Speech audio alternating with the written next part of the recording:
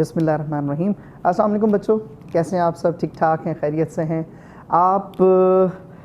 हम chapters discuss करते आ रहे हैं, मुख्तलिफ चैप्टर्स जो स्टूडेंट्स मुझे बताते जा रहे हैं सर हमें फ़ला टॉपिक पढ़ा दें, इस टॉपिक में कुछ कन्फ्यूजन्स हैं वो डिस्कस कर लें। एक स्टूडेंट ने स्पेशली आज मुझे कहा है न्यूट्रिशन के हवाले से और न्यूट्रिशन इन कॉकरोच कि सर ये थोड़ा सा ज़रा क्लैरिफाई कर दें। तो आज हम ज़रा कॉकरोच का कुछ ऑपरेशन कर लें, कुछ हल्की फुल्की सी पिटाई कॉकरोच की कर लें।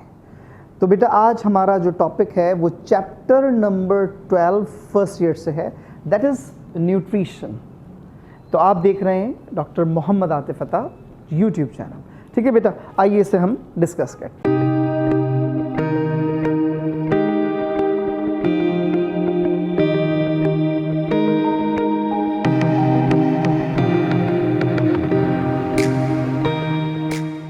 सबसे पहले हम बात करते हैं कि what is the definition of nutrition. Nutrition basically है क्या? बेटा याद रखिएगा, न्यूट्रिशन एक ऐसा प्रोसेस है जिसमें एनर्जी गेन की जाती है, जिसमें एनर्जी हासिल की जाती है।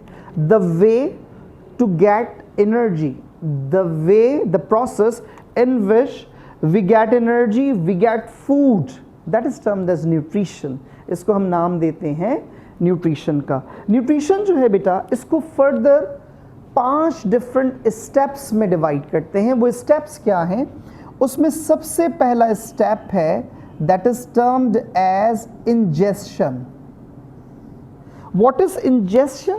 Ingestion basically it is an entry of food. Food जो बॉडी के अंदर एंटर होगी वो किस प्रोसेस के थ्रू होगी, किस ओपनिंग के थ्रू होगी, that is termed as ingestion. Second जो मोस्ट इंपॉर्टेंट प्रोसेस है उसको नाम देते हैं डाइजेशन का।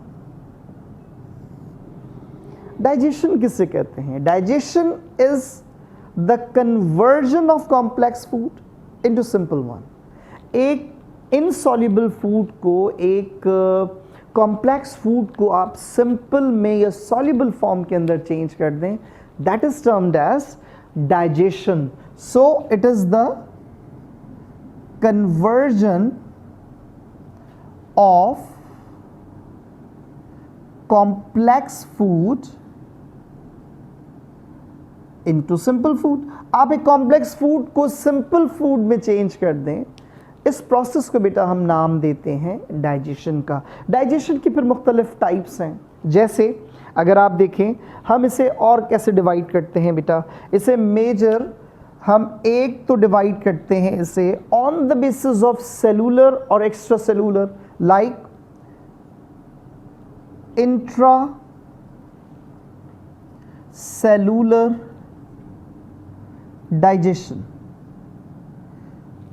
इंट्रासेलुलर डाइजेशन का मतलब है digestion which occur inside the cell. वो डाइजेशन जो कहाँ होगी? Inside the cell. Digestion inside the cell, जो सेल के अंदर हो रही है, that is termed as intracellular digestion. और जो सेकेंड टाइप है बेटा इसमें, उसे कहा जाता है इंटरसेलुलर।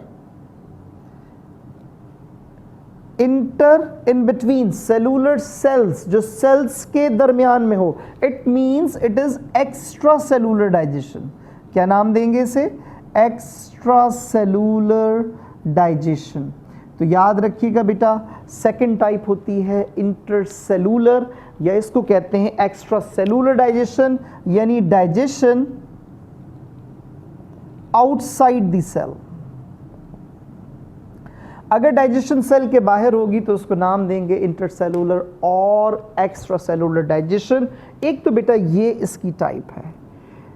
इसी तरह से जो एक्स्ट्रा सेलुलर डाइजेशन है उसको फिर फर्दर कैसे डिवाइड करते हैं? इसको एक और तरह से डिवाइड करते हैं बेटा। One is termed as mechanical digestion. What is mechanical digestion? Digestion by force, digestion that occur by pressure, like mastication. हम कोई सब्सटेंस खाते हैं, उसे मैस्टिकेट करते हैं, उसे च्यूइंग करते हैं, तो digestion by force, by pressure.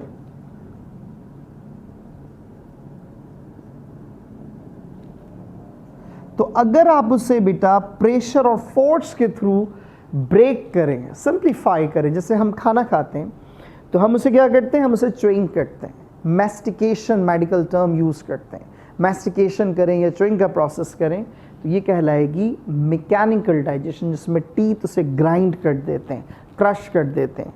इसी तरह से बेटा जो सेकंड टाइप होती है उस सेकंड टाइप को कहते हैं केमिकल डाइजेशन।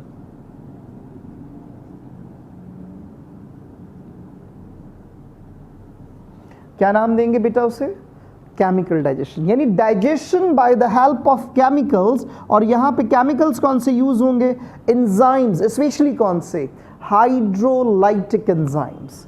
तो डाइजेशन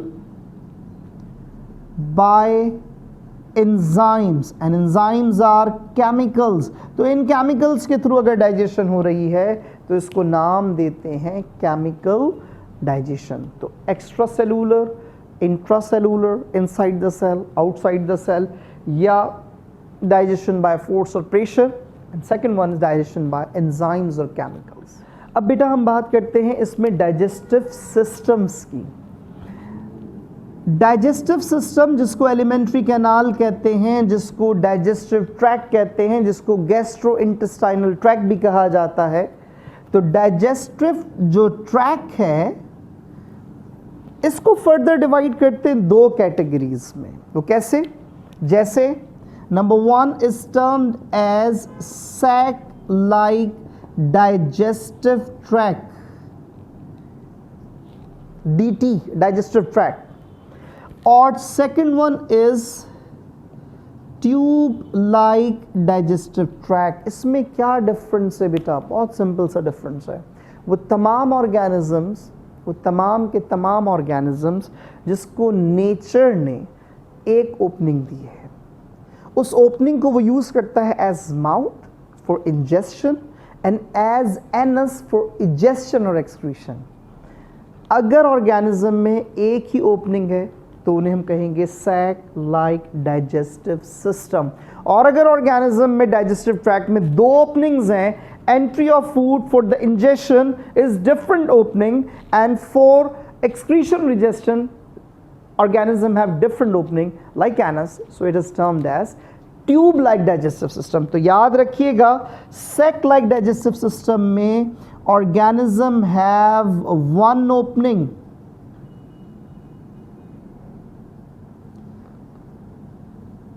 और अगर ऑर्गेनिज्म के पास दो ओपनिंग्स हैं जो एक्ट करती हैं individually for mouth for the injection and for excretion anus, वो अलग अलग ओपनिंग्स हैं, तो इसको हम कहते हैं ट्यूब लाइक डाइजेस्टिव सिस्टम।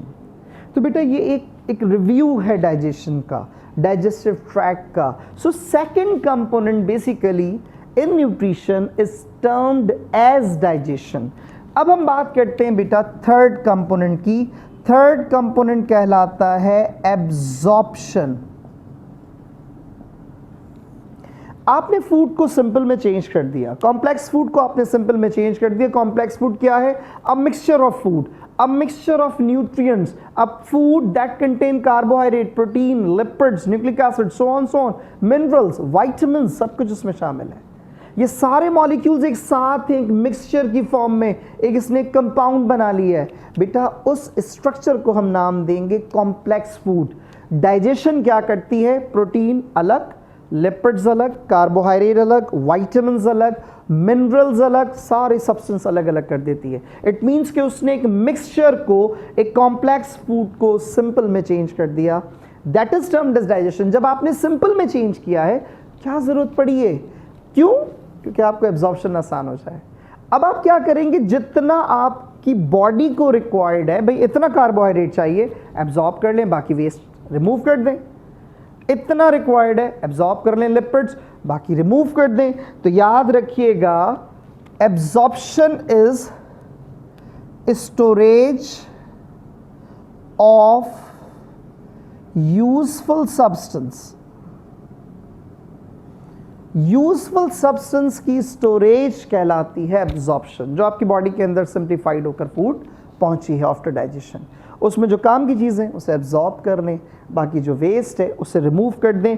आपकी बुक ने एक फोर्थ प्रोसेस दिया है that is termed as assimilation. Assimilation बेटा याद रखिएगा, ये इन स्टेप्स में नहीं आता, कंटिन्यूएशन में नहीं आता। एसिमिलेशन बेसिकली है क्या? Use of the stored food. आपकी बॉडी के अंदर जो स्टोर्ड है फूड, जैसे फर्स्ट करें आपने you have just taken a breakfast, आपने ब्रेकफास्ट लिया, आपने नाश्ता कर लिया, आप नाश्ता कर चुके हैं, उसके बाद क्या हुआ, बीच में गैप आ गया 2 घंटे का 3 घंटे का, फिर आपने ब्रंच लिया, या चलें ब्रंच की आदत नहीं है, आपने लंच लिया। अब वो जो गैप है, उस गैप में आपकी बॉडी को एनर्जी कौन दे रहा है? वो इस प्रोसेस के थ्रू होगा, that is use of the stored food. तो याद रखिएगा, what is assimilation? It is the utilization of stored food. आप अपनी स्टोर्ड फूड को यूटिलाइज कर लें, उसको इस्तेमाल कर लें, उस स्टोर्ड फूड का यूटिलाइजेशन कहलाता है एसिमिलेशन। तो जो गैप्स होते हैं between the meals, fasting condition में, स्टार्विंग कंडीशन में, जैसे रोज़े रमज़ान में हम रोज़े रखते हैं, तो जो हमने सहरी से लेकर अफ्तार तक का जो एक बड़ा गैप है, वो गैप क्या करेगा, क्या करेंगे आप अपने स्टोर्ड फूड को, एनर्जी को इस्तेमाल करेंगे। For example glycogen storage particle है, स्टोरेज मॉलिक्यूल है, उस मॉलिक्यूल को आप यूज़ कर रहे हैं। ठीक है बेटा, तो ये फोर्थ इसमें आएगा component. Fifth is termed as ingestion, या इसको हम नाम देंगे excretion. And what is excretion? It is the removal of unwanted substance, removal of unwanted substance, जिसको आप कॉमनली कहते हैं वेस्ट। तो वेस्ट का बॉडी से रिमूव हो जाना, वेस्ट का बॉडी से रिमूव हो जाना, और उस अनवांटेड सब्सटेंस का बॉडी से निकल जाना, इस प्रोसेस को हम कहते हैं इंजेस्शन, या इसको नाम देते हैं एक्सक्रीशन का। आई थिंक यहाँ तक आपको ये सारा क्लियर है।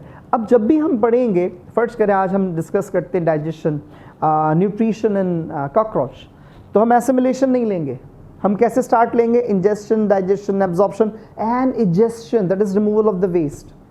तो आइए अब हम डिस्कस करते हैं बेटा न्यूट्रिशन इन कॉकरोच। अब बेटा हम बात करते हैं न्यूट्रिशन इन कॉकरोच। तो कॉकरोच, सबसे पहले तो हम कॉकरोच को थोड़ा सा डिस्कस करें। कॉकरोच है क्या, किस ग्रुप से बिलोंग करता है, किस फाइलम से बिलोंग करता है? बेटा ये बिलोंग करता है phylum arthropoda, which is the largest phylum of animal kingdom, number 1। Number 2, it belongs to the largest class of the animal kingdom, सबसे बड़ी क्लास इंसेक्टा, और क्लास इंसेक्टा में सब क्लास टेरिगोटा से ये बिलोंग करता है। टेरिगोट्स कहते हैं विंग्ड इंसेक्ट्स को, ऐसे इंसेक्ट्स जिसमें विंग्स होते हैं, उड़ सकते हैं। ठीक है बेटा, तो इसको स्टार्ट लेते हैं। इसमें पहले हम बेसिक पॉइंट्स करते हैं ताकि हमें मेमोराइज रहे कि हम इसे किस तरह से याद रख सकते हैं। नंबर 1, ये जैसे मैंने आपसे कहा, ये फाइलम आर्थ्रोपोडा से बिलोंग करता है। आर्थ्रोपोडा में क्लास इंसेक्टा, जिसको क्लास हेक्सापोडा भी कहा जाता है, उससे बिलोंग करता है। और इसमें फिर सब क्लास जिसको हम कहते हैं टेरिगोट्स, तो ये टेरिगोटा से बिलोंग करता है, जिन्हें हम कहते हैं विंग्ड इंसेक्ट्स। ठीक है, पहले तो ये याद रखें। दूसरी बात बेटा जो सबसे अहम है, इसमें बेटा intracellular as well as extra cellular digestion, यानी दोनों होंगी, नंबर 1। नंबर 2, इसमें बेटा मैकेनिकल एंड केमिकल दोनों डाइजेशन होंगी, याद रखिएगा। ये आपके वो पॉइंट्स हैं जो आपको एमसीक्यू में बड़ी हेल्प देंगे। ठीक है, केमिकल डाइजेशन भी हो रही है, मैकेनिकल भी हो रही है, इंट्रासेलुलर भी हो रही है, एक्स्ट्रा सेलुलर भी हो रही है। ठीक है बेटा, इसके बाद ये एक ओमनीवोर होता है। ऑमनीवोर किसे कहते हैं बेटा? ऑमनीवोर का मतलब है जो प्लांट्स और एनिमल्स दोनों पे सरवाइव कर सकता है, दोनों को एज अ फूड यूज़ कर सकता है। तो ये भी एग्जैक्टली इसी तरह से ऑमनीवोर है, दोनों पे डिपेंड करता है। कार्निवोर भी है, इसके साथ साथ हर्बीवोर भी है। Herbivore herbs plants, carnivores animals. तो एनिमल्स पर भी डिपेंड करता है एज वेल एज ये प्लांट्स पर भी डिपेंड करता है। क्लियर बेटा? इसके अलावा और कोई पॉइंट जो याददाश्त के लिए हमें बहुत ज़रूरी है, याद रखिएगा, इसके पास होता है ट्यूब लाइक डाइजेस्टिव सिस्टम। अब आपने याद रखना है कि ट्यूब लाइक डाइजेस्टिव सिस्टम, मैंने आपसे शुरू में कहा कि ऐसे organism which have two openings, separate opening for the ingestion of food and separate opening for the ingestion और excretion of waste, they have a digestive system termed as tube like digestive system. Clear बेटा? Okay, आगे चलते हैं। अब हम इसे properly पढ़ते हैं। याद रखिएगा बेटा, जितना भी जो कॉकरोच का डाइजेस्टिव ट्रैक्ट है, इसके डाइजेस्टिव ट्रैक्ट को 3 पार्ट्स में डिवाइड करते हैं। तो जो डाइजेस्टिव ट्रैक्ट है divided into 3 parts, इसको 3 पार्ट्स में डिवाइड किया है। वो 3 पार्ट्स कौन से हैं मैं इंडिविजुअली यहां मेंशन करता हूं। उसमें नंबर 1 है that is termed as foregut, या इसे कहते हैं stomodeum, mouth like. Number 2 is midgut, जिसको कहते हैं बेटा mesenteron, and number 3 is hindgut, जिसको बेटा नाम देते हैं प्रोक्टोडियम। तो यहां पर आपने याद रखना है 3 major components, 3 major components of the digestive tract of cockroach.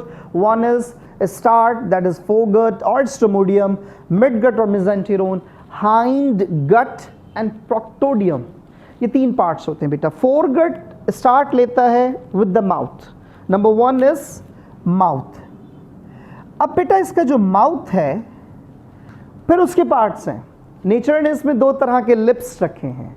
Lips का काम क्या काम है? फूड को आउटफ्लो नहीं होने देता ड्यूरिंग मैस्टिकेशन। हम खाना खाते हैं, अक्सर आपने देखा है वो बच्चे कुछ होते हैं वो चपड़ चपड़ करके खाना खाते हैं, ऐसे खाना खाते हैं। जब वो खाना खाते हैं तो वो ये चेक कर रहे होते हैं कि सामने वाले के कपड़े पे अगर खाना गिरेगा तो मतलब डॉट बनेगा नहीं बनेगा, उस पर स्टेनिंग होगी या नहीं होगी। तो बेटा बुरी बात है, मुंह बंद करके खाना चाहिए। तो यहाँ पे याद रखिएगा जो इसमें लिप्स हैं, अपर लिप उसको कहते हैं लैब्रम, लोअर लिप उसे कहा जाता है लेबियम। तो इन दोनों का काम क्या है? ये प्रिवेंट करेगा आउटफ्लो ऑफ फूड। तो यहां पर आपने ये बात याद रखनी है, prevent outflow of food during mastication. Add कर लें इसे ताकि याद रहे, ड्यूरिंग मैस्टिकेशन। इसके बाद बेटा नेचर ने इसमें 2 तरह के जॉज रखे हैं, upper jaw that is termed as maxilla, lower jaw that is termed as mandible. तो इसमें याद रखिएगा बेटा अपर जॉ, उस अपर जॉ को कहते हैं मैक्सिला, लोअर जॉ जिसको नाम दिया जाता है मैंडिबल का। अपर जॉ जो है which is termed as maxilla, it helps to capture the food. ये कैप्चरिंग में हेल्प करता है, कैप्चर करता है फूड को, जबकि मैंडिबल हेल्प्स इन मैस्टिकेशन। और यहां पर ड्यूरिंग मैकेनिकल डाइजेशन ये मैस्टिकेशन के साथ सलाइवा में मौजूद अमाइलेज जो कि कार्बोहाइड्रेट की डाइजेशन करवाता है। किसकी डाइजेशन बेटा? कार्बोहाइड्रेट की डाइजेशन करवाता है, वो भी इसके साथ शामिल हो जाएगा। तो chemical as well as mechanical digestion is seen in mouth of cockroach. तो याद रखिएगा ये एक कार्बोहाइड्रेज एंजाइम है, वो एंजाइम है जो कार्बोहाइड्रेट्स को ब्रेक करता है। समझ आई बेटा बात? तो ये तो सारा है माउथ से रिलेटेड। हम अभी तक पहुंचे नहीं हैं कि माउथ के अलावा और इसमें क्या क्या शामिल है। तो बेटा मैं इसको मिटा देता हूं ताकि हम इसको क्लियर करते जाएं। ठीक है बेटा? अब बेटा इसका जो 4 गट का सीक्वेंस है वो हम बात करते हैं। तो सबसे पहले है इसमें माउथ, माउथ के बाद मौजूद है फेरिंग्स, फेरिंग्स के बाद मौजूद होता है इसोफेगस, इसोफेगस के बाद आता है crop which is the broad dilated portion, and last one is gizzard. इन सब का काम क्या है? पैसेज दे रहे हैं, रास्ता दे रहे हैं। डाइजेशन तो वहां हो गई सलाइवा के थ्रू, अमाइलेज कंटेन करता है सलाइवरी अमाइलेज जिसने कार्बोहाइड्रेट्स के पॉलीसेकेराइड्स को डाइसेकेराइड में चेंज कर दिया है। तो ये बेसिकली यहां पर तो कार्बोहाइड्रेट डाइजेस्ट हो गए। Oesophagus, pharynx, oesophagus, then crop and then gizzard. इसका क्या काम है? ये भी फिलहाल कुछ भी नहीं कर रहा, फूड को सिर्फ और सिर्फ मूवमेंट करवा रहा है। ये फूड मूव होता हुआ मैस्टिकेटेड फूड जिसमें केमिकल और मैकेनिकल डाइजेशन एक दफ़ा हो चुकी है, अब ये जाएगी second part of the digestive tract जिसको हम नाम देते हैं मिड गट का, या उसको नाम देते हैं मिजेंटिरोन का। बेटा मिजेंटिरोन, ये इसमें जो मेजर कंपोनेंट है वो मौजूद है, क्या उसे कहते हैं? Hepatic caeca. हेपेटिक सीका बेटा बेसिकली एक 8 ट्यूब्यूलर नेटवर्क है, एक ट्यूब्स का नेटवर्क है। इसमें याद रखिएगा it contains proteolytic and lipolytic enzyme. तो यहां पर पॉइंट बेटा याद रखने का है कि इसके पास प्रोटीन्स को और लिपिड्स को ब्रेक करने के एंजाइम होते हैं। लेकिन इंटरेस्टिंग बात देखें, इसका मतलब है यहां पे डाइजेस्ट होना चाहिए, यहां पर फूड को टूटना चाहिए, प्रोटीन्स को टूटना चाहिए, लिपिड्स को टूटना चाहिए, नहीं टूटते। क्यों? फिर यहाँ से रिलीज क्यों हो रहे हैं? यहाँ से रिलीज इसलिए हो रहे हैं कि हेपेटिक सीका के पास वो सेल्स हैं, वो एपिथेलियल सेल्स हैं जो कि बेसिकली इसे रिलीज कर सकते हैं। यहाँ पर एंजाइम्स बन सकते हैं, एंजाइम बनते हेपेटिक सीका में हैं। यहाँ पे क्या करेंगे? उस मैस्टिकेटेड फूड जो आई है उसके साथ मिक्स होगा। मिक्स होने के बाद एक बोलस बनेगा, उसके ऊपर एक कवर बनेगा ताकि वो बीच में कुछ गड़बड़ ना हो। अब यहाँ से जाएगा ये रिवर्स कैसे जाएगा वो देखें। हेपेटिक सीका तक पहुंचे थे हम, हेपेटिक सीका से जाएगा बेटा ये पहले गिजर्ड के पास, एक छोटा सा ट्यूब लाइक पोर्शन था। गिजर्ड से जाएगा क्रॉप के पास और क्रॉप में जाके रुक जाएगा। क्यों? क्योंकि क्रॉप में वो पीएच मौजूद है जो प्रोटीन्स भी ब्रेक कर सकती है, जो लिपिड्स भी ब्रेक कर सकती है। तो याद रखिएगा हेपेटिक सीका में एंजाइम्स होते हैं, एंजाइम्स के साथ फूड मिक्स होगी, रिवर्ट होगी गिजर्ड को क्रॉस करके crop which is the broad portion, एक पूरा ब्रॉड पोर्शन होता है इस डाइजेस्टिव ट्रैक्ट में, उसके साथ उसके अंदर शामिल हो जाएगा और वहाँ पे डाइजेशन होने के बाद फिर फॉरवर्ड जाएगा क्रॉप से गिजर्ड, गिजर्ड से हेपेटिक सीका में। क्लियर है बेटा ये बात? कोई कंफ्यूजन, कोई क्वेश्चन? गुड। तो ये हेपेटिक सीका तक हम यहाँ पहुँच गए बेटा। अब यहाँ से फिर शुरू होता है लास्ट पार्ट जिसको नाम देते हैं हाइंड गट का, या इसको कहते हैं प्रोक्टोडियम। बेटा हाइंड गट और प्रोक्टोडियम में सबसे पहला जो कंपोनेंट आता है that is termed as ileum, या आप इसको आइलियम भी कह सकते हैं, इलियम आइलियम जो भी आप नाम दें। इलियम के पास पहुंचा, इलियम के अंदर नो डाइजेशन, सिर्फ और सिर्फ अब स्टार्ट होगा एब्जॉर्प्शन, न्यूट्रिएंट्स एब्जॉर्ब होना शुरू होंगे बेटा। इलियम से यही फूड जाएगा किसके पास? कोलोन के पास, कोलोन से रेक्टम, और रेक्टम से फाइनली चला जाएगा टूवर्ड्स एनस, जहाँ से ये एक्सक्रीट आउट हो जाएगा बाय द प्रोसेस ऑफ इंजेस्शन। और आपने पढ़ा होगा इंसेक्ट्स जो वेस्ट प्रोड्यूस करते हैं उसमें वाटर बहुत कम होता है, क्योंकि मैक्सिमम वाटर एब्जॉर्ब हो जाता है, सारा का सारा यहाँ से एब्जॉर्ब हो जाएगा। जब वो सारा यहाँ से एब्जॉर्ब हो जाएगा तो फिर क्या होगा, ये एक थिक पेस्ट की फॉर्म में वेस्ट को रिमूव करता है। उस थिक पेस्ट को कहते हैं यूरिक एसिड। क्या नाम देंगे बेटा, यूरिक एसिड। तो इसका वेस्ट होगा uric acid. So this is all about the nutrition in cockroach. इसको याद रखिएगा, ये सारा का सारा प्रोसेस जो है बेटा ये कॉकरोच की न्यूट्रिशन से रिलेटेड है।